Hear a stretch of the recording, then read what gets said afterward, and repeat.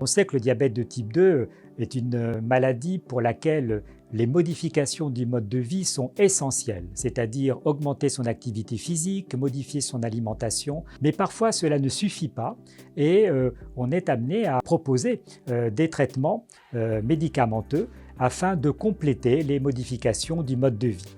Il y a une famille de médicaments qui est très originale et qui part des observations, des connaissances en fait, qui relient l'intestin avec la physiologie de l'individu. On imagine que l'intestin, c'est un tuyau qui sert à absorber les calories. C'est ça, mais pas que. Parce que l'intestin contient des bactéries intestinales qui vont nous permettre de nous protéger vis-à-vis des agressions extérieures, mais surtout l'intestin va, grâce à la bonne symbiose avec ces bactéries, fabriquer des substances qui vont circuler dans l'organisme.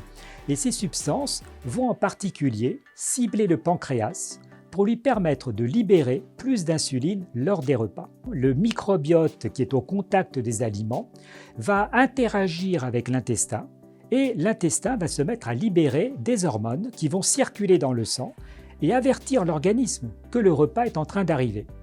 Le pancréas qui va recevoir ces hormones va alors libérer plus d'insuline. Ces hormones libérées par l'intestin vont avertir le cerveau que la satiété doit se préparer. Dans le diabète de type 2, lorsqu'on est en surpoids, ce fonctionnement est altéré. Lors du repas, la fabrication de ces hormones est capitale pour la satiété et pour permettre au pancréas endocrine de libérer plus d'insuline.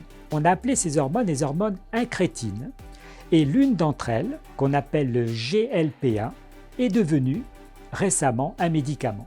Ce médicament à base de GLP-1 se présente sous forme de stylo injectable une fois par semaine et le médicament en fait va redonner à l'organisme du diabétique de type 2 cette hormone importante qui manque et qui n'est plus ou mal fabriquée par l'intestin. Ces médicaments en fait sont actuellement disponibles, ils existent, ils sont de plus en plus recommandés dans la gestion du diabète de type 2 lorsque les modifications du mode de vie ne suffisent pas. D'ici 12 à 18 mois, on devrait disposer de la génération suivante de médicaments. On aura des stylos dans lesquels il y aura 2 voire 3 hormones différentes afin de renforcer les effets sur la satiété et la sécrétion du pancréas endocrine. C'est un énorme espoir en fait pour tous les patients. Cela permet ainsi d'éviter bien sûr que le diabète ne puisse être déséquilibré, éviter les complications et permettre d'avoir une meilleure santé, mais une meilleure santé parce qu'on a restauré des anomalies présentes à cause de la maladie